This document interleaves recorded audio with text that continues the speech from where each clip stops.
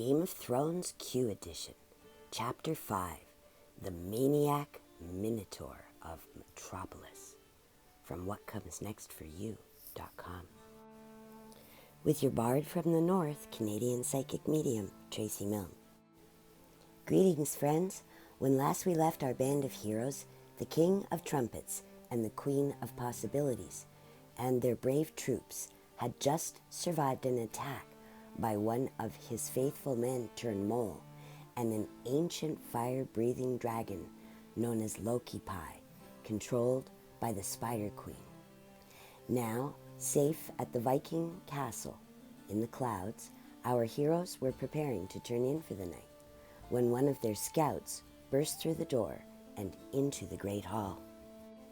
The Viking of Valor, a guardian of the sands of time, had many eyes in many places and was the first to offer the wounded messenger a place near the fire where he could sit and refresh himself with food and wine before sharing his news. While the Viking healed his scout, the Queen of Possibilities and the King of Trumpets joined them in the great hall, and within the hour the scout was rested enough to tell his strange tale.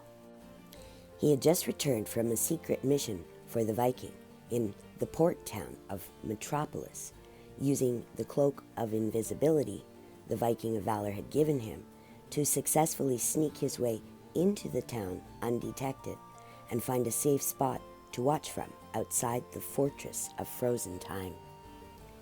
The scout confirmed the rumors of draconian measures being taken by an evil and vile creature known as the Minotaur of Mania, who had set up his center of command in Metropolis City and was now working with the strawman and a bug-eyed crone known as the Witch of the Three Winds. Half man, half beast, the Minotaur was covered from head to toe in a thick, wiry fur and possessed muscular, powerful arms and a whip-like tail. He had a stench that could be smelled from a mile away and a taste for the blood of elders and the souls of the innocent. This force of evil had infiltrated Metropolis City using brute strength, intimidation, flying monkeys, and an army of ghouls to enforce his ever-tightening laws. For 2 days, nothing of any interest happened, but then, on his third morning in the city, the scout had been awoken by the ground shaking around him as the Minotaur's cloven hooves had clomped past him. The messenger had quickly donned his cloak and followed into the streets of the city and all the way to their town hall. From his hiding spot across the street, the scout described seeing the Minotaur greet 2 evil warlocks and the bug-eyed witch. Not one for manners, the Minotaur had merely blown a hot, foul breath in his guests' faces before opening a large manhole in front of the town hall. The fiends began to descend into the underbelly of the city, and after giving them enough space, the scout followed suit. Descending stairs for almost 5 miles, the scout began to wonder if they would ever come to an end, when suddenly he found himself in a darkened hallway, lightly lit by torchlights dancing against the walls. Following a confusing labyrinth of dead ends and nowhere passages, he finally found a trail where it looked as though 1,000 gigantic glowworms had laid nests all over the ceiling and floor. He followed the eerie green light until finally he came to a secret underground laboratory where the Minotaur had brought his guests.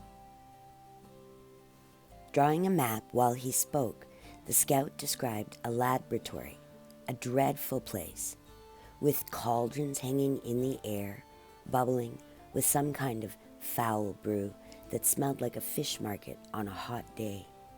He described how the Minotaur had moved through the room as if he was king of the castle, past cauldrons hanging on the wall, and prisoners and animals being held for experimentation, all the way towards a large pile that had been covered by a blanket. When he pulled the blanket away, he revealed an enormous pile of gold treasure, shields and jewelry, and on the very top sat the King of Trumpets' shiny golden crown.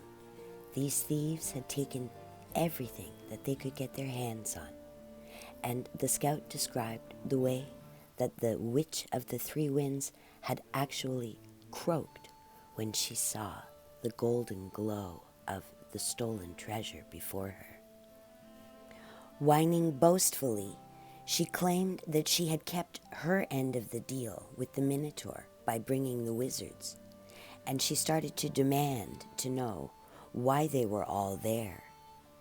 All that gold, the Minotaur proclaimed, pointing to the mountain before her, is yours if you will but help me create 2 potions, the Minotaur had said.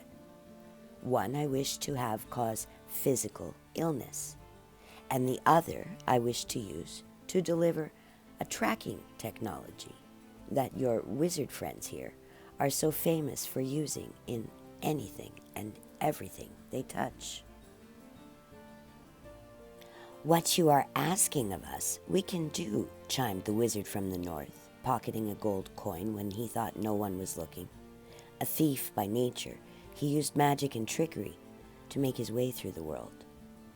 But, said the wizard of the east, hissing slyly from beneath a sneer that he somehow couldn't hide, we will want more than gold as payment.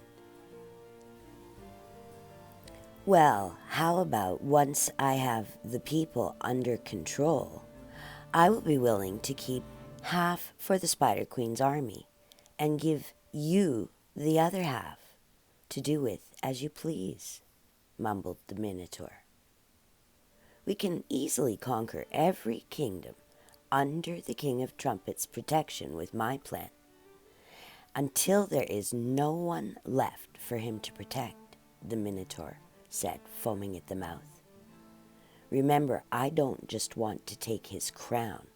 I want to strip him of everything he cares about until there is nothing left for him to love, the Minotaur punctuated with the crack of his whip-like tail.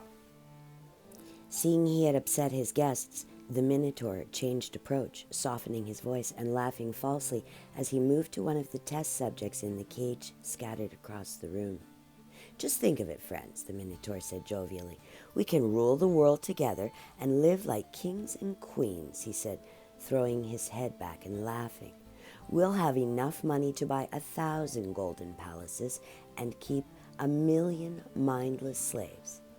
We will be able to do what we want, when we want, with no one to stop us. But first, he said, I will need to make sure that your spell will work. Taking that as her cue, the Witch of the Three Winds got straight to work, adding a bunch of words and measurements to a cauldron she had been brewing in the corner. Her test subjects became violently ill after just a few sips of her wicked concoction, proving to the Minotaur of Mania that in fact the first part of his plan was sure to work without a hitch. The scout then told of how the sorcerer from the east had opened up a portal, pulling in the mad scientist known as Wilhelm Wicked. He carried with him a tray of squirming nanobots that the scout described as looking like a cross between a metallic tapeworm and a beetle. Then the scout told of how the wizards and the sorceress had begun to chant over a large cauldron, bubbling with a bright green glob-like goo, eventually placing a small vial into the pot and extracting a sample of their second potion. They brought this over to the table where the mad scientist waited patiently with his creepy technology. Lightning sparked from the liquid as they added a small metallic robot or two to the witch's brew, transforming the liquid into a pulsating, globular, swirling mass that changed color and form several times, even flaming, before turning into a clear, glowing green substance of death.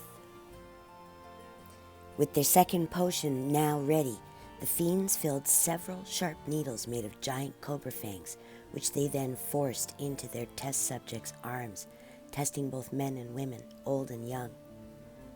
Nothing happened for a few minutes, and then a lot of things began to happen all at once. One old man lay holding his head in his hands, screaming in pain, as another, younger one, started to explode, blood pouring from holes all over his body. A woman began screaming in pain as an enormous bubble of goo formed around her head, cutting off her oxygen supply, killing her within minutes. Another test subject, strapped to a table, began to transform before their eyes, screaming in pain as once human flesh began to turn into metal and wire, making him into a machine that looked like a man. Well, sort of. The person in the bed next to him had simply exploded after all his skin had fallen away, and nothing but a skeleton remained, and then nothing but dust remained after that. By the time the experiment was all over, more than half the test subjects had been killed in the transformation, with the other half being left barely human, more machine than human being, their eyes dead, clearly in control of the Minotaur of Mania and the Crone of the Three Winds. The scout stopped speaking for a time, his eyes, filled with the misery of his own horrific memories, dancing before his mind, and then he snapped out of his trance and finished the story. Getting in had been no problem, really, the scout had explained, laughing. Getting out, however, was another matter altogether. He then went on to tell a story of how he had almost liberated himself from the manhole when his invisibility cloak had gotten caught on a piece of metal lying on the ground. The scout's place had been revealed, and it was all he could do to get away from the Minotaur as it chased him through the streets, trying to squash him with a giant hammer-like weapon. All in all, a very terrifying experience that he wouldn't have gotten away from had it not been for the kindness and bravery of a few citizens who saw his plight. The room fell quiet for a time, except for the fire crackling softly before them, but it didn't take long before the Queen of Possibilities jumped to her feet, a huge smile on her beautiful face and a gleaming twinkle in her bright eyes. "I have a plan," the Queen said, full of excitement and hope, as she began to look at the map that the scout had drawn for them. "It's time to pack up, gentlemen. We need to go back to my kingdom for some fresh supplies and some new allies. Who's with me?" she said, looking around the room at the brave knights before her. "We all are," they yelled, and together they began to make a new plan to restore Terra to beauty and prosperity for all. Will the Queen of Possibilities' plan come to fruition? Will the King of Trumpets win his crown back? Will the Minotaur of Mania and his evil compatriots be stopped once and for all? Stay tuned and find out what happens next in this Game of Thrones 2020 Q Edition. Until next time, sweet dreams. We hope you have enjoyed this message of light brought to you by whatcomesnextforyou.com. What's in your future?